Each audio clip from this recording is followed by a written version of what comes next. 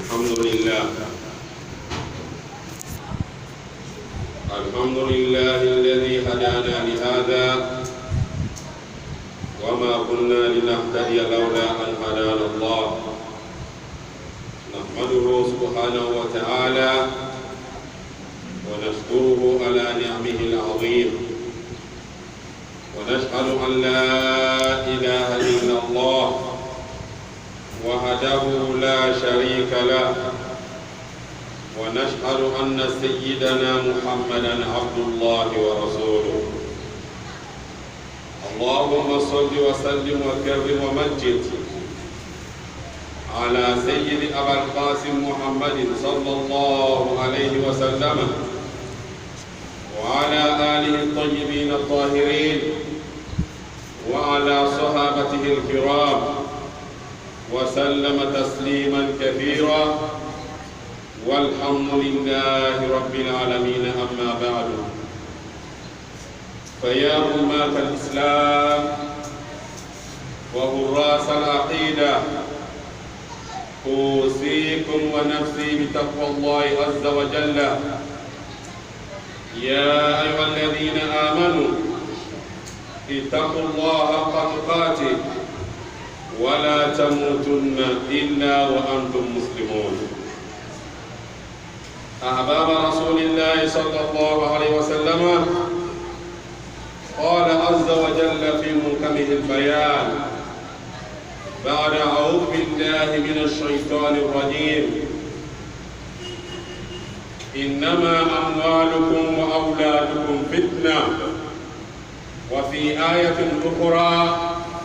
يا أيها الذين آمنوا لا تلهكم أموالكم ولا أولادكم عن ذكر الله. وقال تعالى أيضا: زين للناس حب الشهوات من النساء والبنين والقناطير المقنطرة من الذهب والفضة. عباد الله، إن من أعظم النعم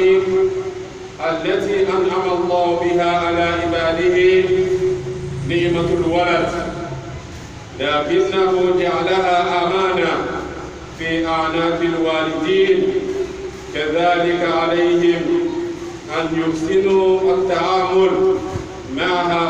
بتربيتهم وتعليمهم مبادئ الدين والأخلاق. ويؤكد ذلك قول النبي صلى الله عليه وسلم: كلكم راع وكلكم مسؤول عن رعيته. عباد الله، أولادنا في القتلى وتربيتهم علينا واجبة. نسأل الله أن يوفقنا إلى ما يحب ويرضى، وأن يجعلنا من المسلمين حقا، إنه ولي ذلك. اللهم آمين. موضوعنا معكم حقوق الأولاد على الآباء. سلامون أمي على تنور فما منك منك أني كبدي أما نانك شيء صرا شيء فرنسا نيباني كوفي أموناني ككني يداما كلافيا كفواما نانسي كان فاكسو دوني سومداينا kana misiri kono tuma seri yɔrɔ la kanu bɛ ala ye. Ala ni ka ala tanu, i bɛ hɛrɛ wɛrɛ sɔrɔ i ma sigi ni min ye. Ala k'o garanti de ta. Ala bɛ mɔgɔ de ye, ala bɛ masa de ye, n'a ka garanti min ta a b'o garanti a b'a fa. Ala ko la in shakartum la azidannakum. A ko ni bani adama ye ni ala ko ɲuman lɔn ka ni ala barikada, k'a fɔ ni ala ma ko merci, k'a fɔ ni ala ma ko ni ce, k'a fɔ ni ala ma ko shukran. Ala ko la azidannakum, ko n bɛ bani adama min k'o fɔ ko n b'a jidi hɛrɛw bɛɛ lajɛlen na. O la an b'a la deli a ye hɛrɛ minnu k'an ye ka don min ye, an bɛ a tanu k'a da o kan k'an dama kasi ala la. Hɛrɛw caman b'a bolo a mako t'a la. A y'an yamaruya ko an y'an deli a b'an sɔn. O la an b'an dama kasi ala la ka hɛrɛw caman di an ma ala mun kɛra salama an bɛ ala tanu masa min k'an ka misiri masiri ni karo ye o nɔgɔya an ye silamɛw o la bɛɛ ɲɛ b'a la n'i donna misiri kɔnɔ an n'a man di ye a bɛ diya ye inna allaha jamilun yuhibbul jamala ala ye masa cɛɲuman de ye fɛn mun cɛ ka ɲi o de ka di ala ye silamɛw bɛɛ ɲɛ b'a la misiri an ko n an ye kuma yɔrɔ la karo la o kɛra ka ban ka ala tanu an nana fɔ ala ma n'an ka miiri la karo la o bɛna kɛ dɛgɛtigi dɛgɛ ye o bɛ ɲɛ kosɛbɛ an fana k'o daminɛ silamɛ an bɛ yɔrɔ min na komi sisan bɔgɔ baara fitinin tɛ yen o la an bɛ bɛɛ ka dɛmɛ ɲini nin yɔrɔ nin na yan sanni an ye kutuba daminɛ fɛn min ko b'an na an tɛ a ka wari fɛ an bɛ karo kɔli de fɛ kɔli min bɛ ka karo koli n'a ye a bɔrɔ kelen ni ka wari caman don a la 1000 wari caman ni k'o don a la 1000 an mako b'o de 10 don de la walima 20 o la an bɛ bɛ misiri kɔnɔ an ka ca ni mɔgɔ 20 ye ni mɔgɔ kelen bɛɛ nana ni bɔrɔ kelen ye an tɛ wari fɛ i ye na ni bɔrɔ kelen ye sani burada ye se k'u kɛ i ka karo min na i ka alijinɛ kɔnɔ karo tɔ ye timɛ a filɛ karo lala yɔrɔ ni ma dafa o cɛ man ɲi donda ma dafa o cɛ man ɲi o la ala ko baara ɲuman ye baara ɲuman de ye al-umuru bi khawatimiha baara ɲuman min bɛ timɛ ka ɲa o de ye baara ɲuman ye o la karo lala an y'a tɔ timɛ an ɲɔgɔn dɛmɛ o kɛli la o la an b'a la tanu k'a la kusuma k'a la barikada masa min k'o nɔgɔya an ye o la tanu b'an ye o la an bɛ seereya ala ka alaya kan ka seereya cɛ ka jɔnya kan cɛ min n'a kɛra barajugu ye anw ni ala cɛ cɛ min tɔgɔ ko muhamadu bin abdillah sallallahu alaihi wa sallama ka nɛɛmaw laso hɛrɛma ji ni muhamadu n'a kɔnɛ kan ala m'o kɛra silamɛw nɛɛmaw laso hɛrɛma kisiw labɔmali kasa duman an b'o ɲini ala fɛ ala kɛra ka sahabaw ye n'an k'o ɲini olu ye mɔgɔ mɔgɔ ko la ilaha illallah muhammadu rasulullah sallallahu alaihi wa sallama ka nɛɛma ni kisi ka kɛ barika ye ka don ɲɛnamaw na ala m'o kɛra ka kɛ nɛɛma ye ka kɛ kisi ye k'a di sababu ma kaburu kɔnɔ ala m'o kɛra silamɛw banni kɔfɛ ne fara ni aw kan an ye siran ala ɲɛ n'an siranna ala ɲɛ ala mako b'o de la inna allah ma'a alladhina taqaw walladhina hum muhsinuna ala teri ye jɔnw de ye ala ni jɔnw de bɛ dumuni kɛ minɛn kelen kɔnɔ n b'a fɔ n ko ala bɛ dumuni kɛ la dɛ n ko le ala teri ye jɔn de ye ala ni jɔn de bɛ tagama ɲɔgɔn fɛ o bɛ ko bɛɛ kɛ ɲɔgɔn fɛ an n'u ka adamadenya de bɛ olu ye ala tɛ dumuni kɛ a tɛ tagama a tɛ sigi mɛ ala ni mɔgɔ minnu kafoni bɛ ɲɔgɔn ma o le ye ala ɲɛsiranyabaaw ye o la ka ala ɲɛsiranya sɔrɔ an minɛ kɔnɔ ala m'o kɛra silamɛw ala ko an ma kuranna kɔnɔ alu maa min ko ko limaniya bɛ aw la a ye siran ala ɲɛ ala ɲɛsiranya cɛli la a kana to a ye sa illa wa antum muslimuna fo a ye kɛ yɛrɛkorobaga ye ala ɲɛsiranya bɛ sɔrɔ wale minnu na kumakan minnu na fɛn minnu na a y'a yɛrɛkoro olu kɛli la a bɛ ala ɲɛsiranya sɔrɔ o la ka ala ɲɛsiranya sɔrɔ nɔgɔya an bɛɛ lajɛlen ye ala m'o kɛra silamɛw bani kɔfɛ alaw kuranna kɔnɔ a ko innama amwalukum wa awladukum fitnatun a ko sɔrɔ nafolo ye jarabi le ye an sɔrɔ denw ye jarabi le ye n'i ma wari sɔrɔ jarabi lo n'i k'a sɔrɔ jarabi lo n'i ma den sɔrɔ jarabi lo n'i k'a sɔrɔ lajarabili lo a ko aya wɛrɛ la a ko a sɔrɔ nafolo ni a sɔrɔ denw ye fitina le ye silamɛw an y'an janto an yɛrɛ la a ko an sɔrɔ denw ni nafolo ka na an ka alabato tiɲɛ an bolo den ani nafolo an b'a sɔrɔ walima an k'a sɔrɔ k'o kana kɛ sababu ye k'an ka bato tiɲɛ i bɛ wuli fajiri fɛ ka sunɔgɔ duman to yen ka na seri ko i kana to yen den n'i ka nafolo ye o tiɲɛ i bɛ feerekɛlaw to lɔgɔ la ka baaradenw to yen ka na lɔ seli fana la ka seri ko i kana to yen den n'i ka sɔrɔ nafolo ye k'o baraji tiɲɛ i bɛ furumuso sanumatɔ su fɛ ka wuli ka nan fila seri alabato la i kana to k'o ye i ka alabato tiɲɛ silamɛw ala ko an ka kuranna kɔnɔ an kana to sɔrɔ se ni nafolo o ye kɛ sababu ye k'an ka bato tiɲɛ ka miliyɔn 3 bɔ ka taa heji la i kana to i den n'i ka nafolo ye o tiɲɛ ka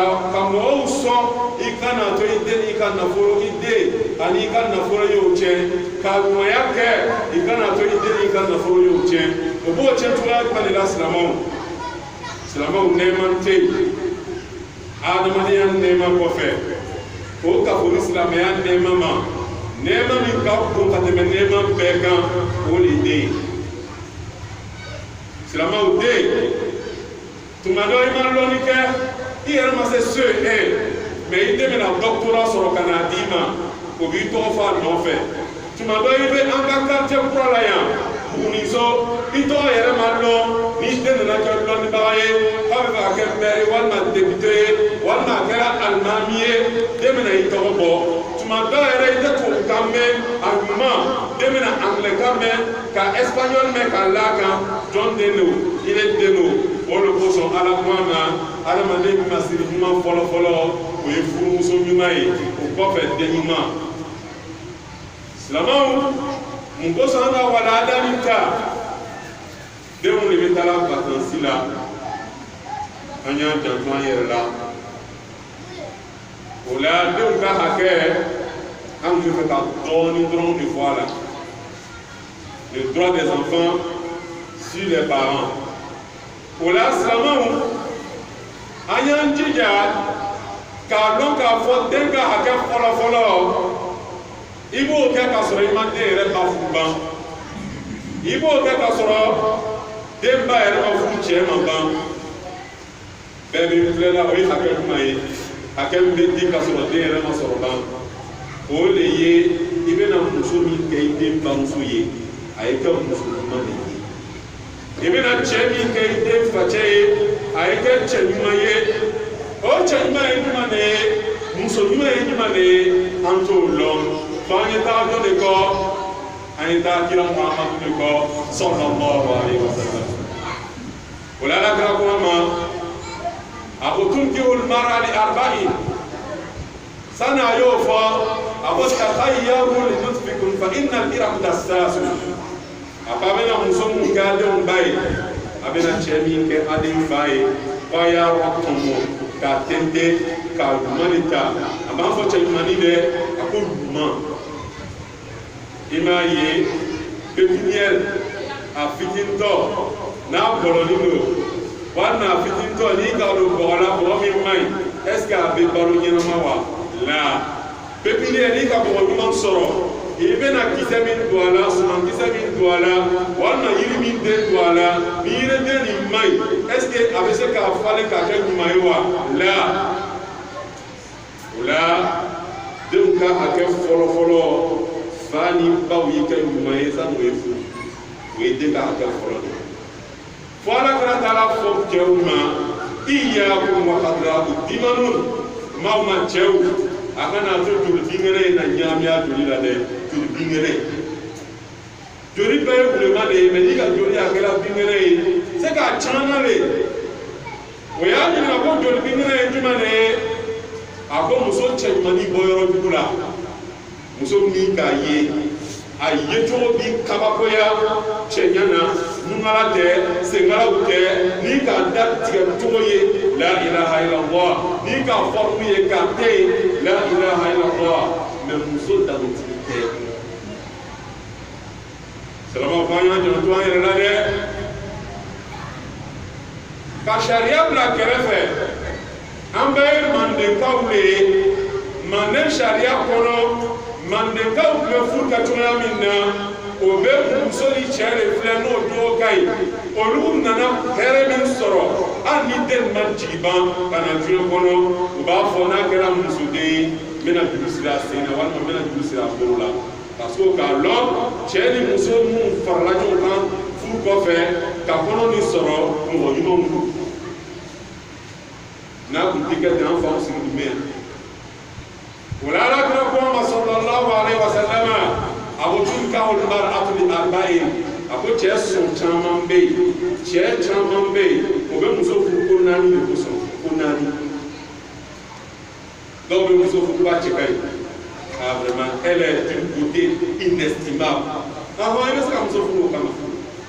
dɔw bɛ muso furu limaliha parce que nafolo b'a bolo a bɛ taa Dubaï a bɛ taa Hong Kong a bɛ taa Chine a bɛ taa États-Unis magasin baw b'a bolo piscine b'a bolo dɔw bɛ muso furu ko nafolo b'a fɛ ɔ i bɛ se k'o kɛ dɔw yɛrɛ bɛ muso furu k'a bɛ bɔra kabila min na o ka ca wari b'o fɛ danbetigiw lo i bɛ se k'o furu a 4nan ko dɔw bɛ muso furu lidiniha a ka diina kosɔn mais diina fɔlɔ yan fɛn bɛ fara diina kan o le sanmɛ ye o la aqulu ma tasma'un wa astaghfirullah al-azim li wa lakum wa li sa'iril muslimina min kulli dhanbin fastaghfiruhu innahu huwal ghafurur rahim.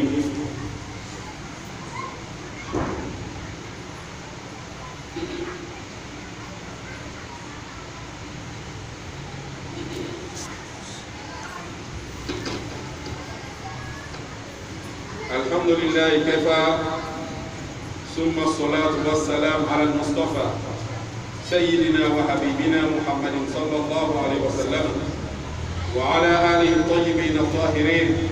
وعلى صحابته الكرام وسلم تسليما كثيرا والحمد لله رب العالمين. سلام من الله تنكبرا نما الله سبحانه وتعالى بمالك ساتما ونيني على فيجباي شامي نابو أدبني ربي فأحسن تأتيبي قال كالي جهدو تونينا وجاني بنما الله سبحانه وتعالى أكان على موكلا وجاني بتوما دوك السنة وقتي به على كني كفكافو وإنك لعلى خلق عظيم أبو محمد بيجوبا وبرسان في يجوا ينا كتمبيتا كم كبار يجوا لا محمد على كراك بيجوا منك اللهم أحسن خلقي كما أحسنت خلقي يتجي على يندجون يجوا منا كان شيئا يندو فنانياتي إمام هنا يا شكا إمام جو شكا جو دوبي يا شكا جو أجو شكا جو دوبي يا شكا جو أجو شكا منيلا شكا جو يجوا شكا جو ولا جرى بالبايرة أنشيب جماعي الإسافة من يقول ما كادي أمال موكلا ولا لا كنا كما هم مسلمين ك عندهم بامسوي وك عندهم يا دعا هكذا فلو ولا بامسو يا ركن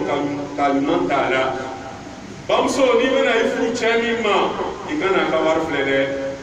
يكنا كبودي فلة إيه أجول فلة على كنا صلى الله عليه وسلم أقول فإن جاءكم من ترضون دينه وخلقه فزوجوه أقول ما ولا دونا كو أبي فكادم فو مسودم فايا فل يلا دينا ما بقولوا جون ما بالوا دينا ما أنغا وقت نقول الإسلام ياي جون ما ميتبه على ما ياي أنغا داميلا بوسيكو ناتو كلا سلام الله أسكت من تولاوا سكت من بالاو أسكت من بيويا فلا بيويا فلا وبيويا حركبا ولا ينجنتولا ولا le droit de l'enfant sur les parents avant de venir au monde. Les parents doivent choisir leur conjoint, mais ils doivent choisir dans la spiritualité. La mère doit être musulmane et être une femme qui a un peu de scrupule. Et l'homme aussi, il doit avoir un bon comportement. Ensuite, il doit être un bon musulman. Pour que l'enfant qui va naître puisse être bien. Mais ni muso ya silamaya tete, cɛ ya silamaya bɛɛ tɛ yen, den bɛna kɛ de a bɛna kɛ wolonzo walaza. O la an y'an janto o la. Denw ka hakɛ fɔlɔ le an kan. An ye furumuso ɲuman ɲini k'a kɛ o ba ye. An ye furucɛ ɲuman ɲini ka furu o ma. O la n mamuso, n'i tun ye wuyafɔla ye, n'i nana furu sabali wuyafɔ dabila. Ni dɔn kun ka di ye sabari n'i furula dɔn dabila. ni kiye mɔgɔ min ye tɔtɔmuso ye ni furula dɔbɔw la parce que o la lɔ man di malinkɛ sani ye furu gɛrɛnkolonta o tun ka di ye ni furula o dabila wuyafɔ o tun ye ci ye o dabila sabu a bɛna pepiniɲɛ min kɛ a y'a to a ye bɔ si ɲuman na o la an b'a la deli a faamuya ko ɲuman k'a di an ma ala m'o kɛ la o la denw ka hakɛ fɔlɔ anw yɛrɛ kɛ ɲumanw ye n'an kɛra ɲuman ye an ye furu don an ni ɲɔgɔn cɛ i b'a ye kuma caman den minnu bɛ sɔrɔ furu kɔfɛ barika bɛ o denw na et ils réussissent plus que les enfants qu'on gagne dans le foyer mun kosɔn musodiyabagatɔ fila de b'o sɔrɔ u ni ɲɔgɔn cɛ mais ni furu kɛra walahi bilahi talahi musow le an ba mun bɛ yan olu tɛ mun mana an kan bɛ olu le ma n yɛrɛ ka teli ma an kan b'a musow le ma parce que olu kɛra fɛn dɔw ye sisan an b'a dɔn o ye fɛn suguya min ye olu ka mɔnɛbɔ yɔrɔ ye jumɛn de ye furu kɛli kɔfɛ dilan donni cɛ ni furumuso cɛ furu kɔfɛ olu bɛ mɔnɛbɔ o yɔrɔ de la n'i ka mɔnɛbɔ o yɔrɔ la ala fana bɛ mɔnɛbɔ aw la n'a ka den sɔrɔ ni muso man di kana jɛn n'a ye n'a muso man di a to yen o denw de bɛ wele di baatara den o kɔrɔ ye di baarita den barika tɛ den min na den min bamuso a karabala ka sɔrɔ ka jɛn n'a ye baatara den b'o le barika t'a la pourtant den ye suguyaw le ye cɛ ka den bɛ yen muso ka den bɛ yen cɛ ni muso fila ka den bɛ yen mais den min ni barika b'a la ka tɛmɛ den bɛɛ kan o de ye muso ka den ye o bɛ sɔrɔ cogoya jumɛn de la cɛ k'a bolo sama muso nɔfɛ furu kɔfɛ k'a mako b'a la a furumuso ko ko n jɛnna ni den min sɔrɔla o bɛ kɛ cɛ ka den ye ni cɛ ni muso ka bolo sama ɲɔgɔn nɔfɛ o bɛɛ bɛnna kelen ma den min sɔrɔla cɛ ni muso fila ka den de b'o ye mais muso yɛrɛ k'a bolo sama cɛ nɔfɛ min na ni den sɔrɔla o la o de ye barika den ye silamɛ ye muso ɲuman furu dɛ an y'o furu dɛ n'an bɛ fɛ ka den ɲuman sɔrɔ an bɛɛ kɔnɔna filila mun na an ka furu kɛ denw caman sɔrɔla an bolo nafolo bɛ yen mais denw kɛra fɛn wɛrɛ ye an bolo mais n'an ka nin hakɛ ninnu ta k'a filɛ k'a bila paratiki la i bɛna ye denw bɛna kɛ an nisɔndiyabagaw ye k'a kɛ an tabaga ye an bɛ den fɛn min nana an dɛsɛra n'i k'a mɛn den i bɛ den fɛn min na n'i dɛsɛra mais il bɛ den fɛn min na n'o ma kɛ fɛn ɲuman ye silamɛw i den cogo bɛ ɲa a tɛ ɲa dɛ mɔgɔ dɔw bɛ den na samase de la i bɛ dɛnɛba de kisɛ la o la den ka hakɛ fɔlɔ ba ni fa yɛrɛ ye ɲa furu ye tɛmɛ o ni ɲɔgɔn cɛ furu tɛmɛni ba ni kɔfɛ a bɛ ɲini den fa ni ba fɛ san'o ye se ɲɔgɔn ma o ye den yɛrɛ latan ka bɔ sitana tɔɔrɔ ma allahumma jannibna shaytana wa jannibi shaytana ma razaqtana ala i ka ne halala kɛ nin furumuso nin ye i ka ne halala kɛ nin furucɛ nin ye ala an bɛna furu de don an ni ɲɔgɔn cɛ dilan na sisan i bɛna fɛn min d'an ma o dilan nin kɔfɛ i ye sitana yɔrɔma janya a la i kana to sitana ye ka an n'u ma a kɛ wagati la i yɛrɛ kana to sitana ye se den min na n'i nana den d'an ma sama n'ala cɛ ala bɛ se k'o don yɛrɛ bɛ yan o tɛ can dɛ an ni yɛrɛ ka n'o fɔ sa mais a bɛ se ɲɔgɔn ma wagati min na an ni lamɛn ɲɔgɔn na an nisɔndiya bɛ ɲɔgɔn kɔrɔ mais sisan musow n'i k'i bolo sama a nɔfɛ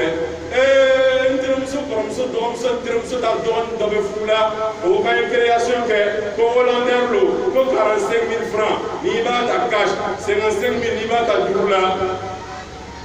i b'a fɔ la i furucɛ ɲɛna o wagati min na a mako b'i la nin a b'a ko k'a mɛn ko n bɛna d'i ma k'a sɔrɔ a se t'a ye ale bɛ dilan ɲɔgɔnya la ni ne ye a hakili bɛ a ni tilala nin na n kan ka wa tan ni kelen bɔ k'a di muso ma silamɛ i n'ala cɛ o den bɛ kɛ den ɲuman ye wa silamɛw an bɛ waati min na muso n'i ka dɔn i cɛ n'a dara dilan na ko min bɛ se k'a kɛ sababu ye k'i lɔgɔ bɔ a la i ka n'o kɛ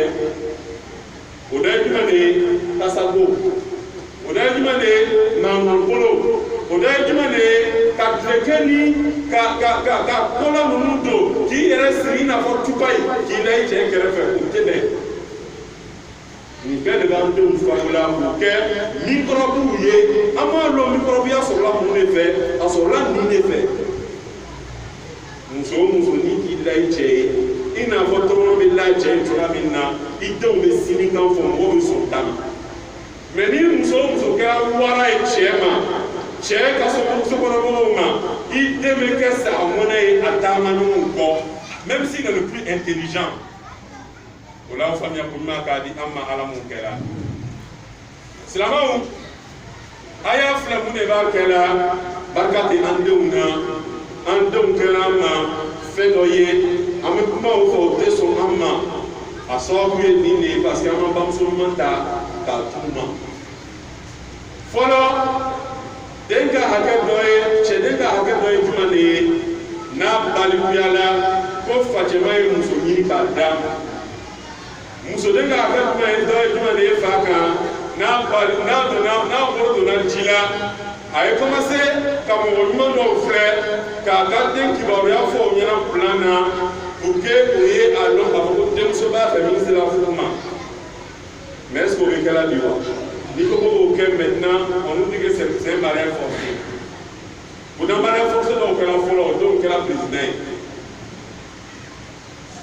o la silamɛw o waati nin na i janto i yɛrɛ la sani i ye furu n'i furula fana i janto i yɛrɛ la o la den ka hakɛ bamuso ɲuman facɛ ɲuman o ye duwawu kɛ ka saraka ɲuman bɔ mais sani bamuso ɲuman ni facɛ ɲuman ye ɲɔgɔn sɔrɔ o ye duwawu kɛ ɲɔgɔn ye allahumma hab lana min azwajina wa zurriyatina qurrata a'yunin waj'alna lil muttaqina imama mɔgɔ mɔgɔ bɛ nin duwawu fɔ sani i ye furu i bɛ jogo ɲuman kɛra k'a la nin duwawu nin kan i bɛ bɛn furumuso ɲuman ma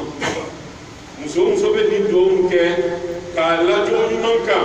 a tɛ minisipu donna a tɛ dereke donna dereke baramɛsi donna a tɛ mɛsi donna kun na a tɛ fosirisi donna ɲɛsi dɔn a t'o la a tɛ sila a kun fɛ ale b'a yɛrɛma tɛmɛna de komi ala k'a fɔ cogoya min na n'i ka duwawu kɛ ka saraka bɔ ala b'i bɛn cɛ ɲuman ma mais est ce que o bɛ kɛla bi ya o tɛ kɛla o o la ni furufan bɛna kɛ an baw ye sabari an faw ye sabari c'est ça qui agit sur les enfants cɛ ɲuman sɔrɔla muso ɲuman sɔrɔla laadaw bɛɛ latilenna laada jumɛn de ka bon ni laada bɛɛ ye o de ye sariya ye sariya kɔnɔ laada jumɛn de ka bon fatu nisa sadaqatihinna nihila fa ye musow ka furunafolo ta k'a d'u ma o le ye sariya fɔlɔfɔlɔ ye o le ye laada belebeleba ye o furunafolo bɛ bɛn cogoya dɔ la 4,000, 7,000, 2,000, 1,000, 2,000, filaw fɛ yen 10,000 walima 20,000 n'i taara zamanamaw fɛ 40,000 walima 60,000 olu ka laada de b'o ye mais n'i bɔra faw fɛ o b'a fɔ i ma an b'u ta nɔgɔya la taa baw fɛ la ilaha illallah muhammadu rasulullah sallallahu alaihi wasallam o bɛ lisi kɛ lisi fɔlɔfɔlɔ funafolo t'a la dɛ complet 12,000 segi ye hollandɛri ye silamɛw segi min ye hollandɛri ye ni hollandɛri ye 9,9 sigiyɔrɔma 8 ye joli ye o tɛ muso duuru funafolo bɔ complet 12,000 o b'o sɛbɛn biyoto san minɛnbolo sɔngɔ 200,000 francs jila samara a bɛna dereke min don fanikɛ min don a yɛrɛ la o bɛna taga ko kɔnɔbɔri sisɛ saba i bɛna ɲɔ bɔrɔ ta i bɛna sukaro bɔrɔ ta i bɛna nɔnɔ bɔrɔ ta silamɛw a ye sabari il y a un jeune qui m'a avisé un jour il dit imam je vais jamais me marier c'est un fou il dit pourquoi il dit imam tu m'excuses pour le terme j'ai une copine chaque samedi on est ensemble on peut dépenser au moins 10 000 francs si on a trop dépensé 10 000 francs pourtant le mariage c'est les rapports intimes c'est la nourriture c'est les habillements Mais 10 000 francs, chaque semaine, moi je peux dépenser ça entre moi et puis ma copine. Mais cette dernière, j'ai demandé comment je dois faire pour la marier. Elle m'a montré chez un de ses parents. Arrivé là-bas, lui me dit que c'est vrai, mais l'homme de la fille se trouve actuellement au Burkina Faso. J'ai donné le transport, y compris il est passé au monsieur pour aller au Burkina Faso. Lui, il va me dire, oui, moi je suis un de ses hommes, mais moi je ne peux pas la donner en mariage. On a un frère à Bamako, c'est lui qui doit parler dedans. J'ai donné quelqu'un d'autre encore pour aller à Bamako. Et lui me dit, dernièrement, que notre petit frère se trouve à Dabou. C'est la mort. Mais entre lui et puis la fille là, pour aller à l'hôtel, il n'y a pas de chose de protocole. Protocole t'es. Ça veut dire que le bébé, on se place dans le lieu habituel. Il faut mettre un nom. Mais pour faire le sérieux, regardez la procédure. Mon nom, oui, va pas mieux fort. Votre chambi fait mes deux petits faits. Je ne vois pas chambi fait mes deux petits faits. Olamba we sabari kawo musa kan ka barka boala an fa we sabari fu kuma avec quelqu'un de mon télé hatta ni ngari mbeke denfa shereo muso de se ka ka odoye foni de ube imaye sharia ko ni muso da ka den so fu do kono a cɛ fatula facɛ tɛ yen bamuso tɛ yen mɔgɔ si tɛ yen a y'a mɔgɔ ye a den dɔrɔn de ye a den de kɛ a y'a kotigi ye sariya bɛ ten a den cɛ o de y'a kotigi ye o de b'a fɔ ko kuma kɛ parce que tiɲɛ don o la n'an bɛ fɛ ka den barikama sɔrɔ an ye furu cogoya filɛ o bɛɛ bɛna ban pɛntan misiri la o lon tɔgɔla la silamɛw. Kɔɲɔmuso tɛ seri make-up bɛ ta k'a ɲɛ cɛ juguya n'a ye ɲɛsi bɛ don a la o bɛ kɛ 6 cm o bɛ sɔniw don a la yanni kɔɲɔmuso yɛrɛ don kɔɲɔko na a bɛ don tɛnɛ a dɔw ta bɛ don tɛnɛndon mariage bɛ kɛ jeudi dɔw ta bɛ don jeudi mariage bɛ kɛ dimanche n'a donna o la nin o bɛ kɛ dafubani di a ma dafubani ka kan di a ma. An ye sabari min tɛ min ye o t'o ye ala ko de don ala ko ma kuranna kɔnɔ de ye fankihu ma tɔba lakum mina nisa'i aw ye furu kɛ musow la a dusukun ka muso minnu kanu ala kɛra ko ma sɔn salima ko n'an bɛna muso min kanu f'an y'a to a ye kɛ danbetigi diinɛtigi ye ani muso min bɛ samɛ an muso caman bɛ yen o tɛ maloya. Ko maruya sama bina ni muso ko ma ko maruya sama bina ni o kɔrɔ ye ni ɲamalo fɔrɔya ni dangadenya de sanu kɔrɔta la ni ko mɔgɔ ma ko muso tɛ ma la a bɛ se ka jogo bɛɛ kɛ muso wuya fɔla la ilaha illallah muhammadu rasulullah muso namima so cila de ko ye lamuso de ko ye min yɛrɛ cɛ ka jugu n'a bɛɛ ye muso sisa min b'a la ilaha illallah muhammadu rasulullah o de b'an ka waati na o musow de bɛ sigɛrɛti min sigɛrɛti m'o nafa drogue m'o nafa fo sisa subhanallah ani dɔrɔ kalaw ani kodisi non musow bana n'o ye o la an y'a janto an yɛrɛ la denw ka hakɛ min bɛ an ma sanu ye na diɲɛ kɔnɔ fɔlɔ an yɛrɛ ye ɲa n'an nana furu kɛ furu ye ɲa furu kɛli bali kɔfɛ an ye to ɲa nin na fo bɛ n'an sɔrɔ ɲa nin na an b'a la deli k'an denw laɲa ala mun kɛra mun bɛ silamɛ nɔfɛ o bɔ silamɛ kɔ ala mun kɛra o la silamɛw alimami ka lafari kɛ sisan misiri baara ti ban a bɛ jɔ le n'an ka baaraba dɔ le daminɛ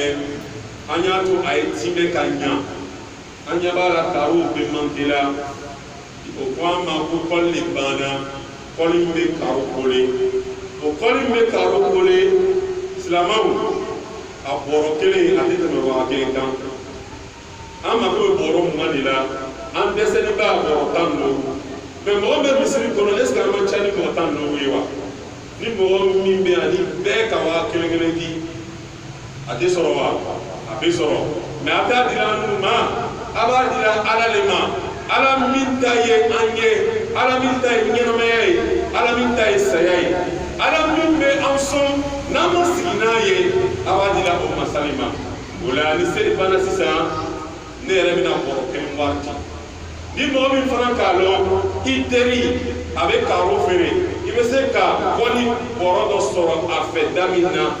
a ta ka na di an mako tɛ wari la dɛ an mako bɛ kɔli ni siman de la ni mɔgɔ min seko y'o ye o y'an sɔrɔ yan o ka d'an ye tuma dɔ julaw kebiyara trop jula a kebiyara dɛ n'i ko ma ko ye waa kelen-kelen da cɛ a bɛ ka kɛ waritigi de ye wa silamɛw ye sabali an mako bɛ kɔli de la ka o kɔli ani siman fiman an mako b'o de la an b'a ala deli ka o se ka nɔgɔya an ye ala mun kɛla mɛ a se b'an bɛɛ ye fɔ ni min banna a se b'an bɛɛ ye fɔ ni min banna mɔgɔ b'an caman yan a ka waa fila de y'a sun ma sɔgɔmada nin na n'a fɔ a ma ko merci ko dernier walayi dernier don walayi dernier don ni don ka o waa kelen ta k'a di ala ma sisan hali ni alimami n'a ko caman ma fɔ i ma ko ni ce a kɛra masa min ɲɛna ni kɔsɔbun tɛ man kana lillahi kana lahu ni ka kɛ ala ye ala b'a k'i ye ربنا آتنا في الدنيا حسنة وفي الآخرة حسنة وقنا عذاب النار ربنا لا تزغ قلوبنا بعد إذ هديتنا وهب لنا من لدنك رحمة إنك أنت الوهاب سبحان ربك رب العزة عما يصفون والسلام على المرسلين والحمد لله رب العالمين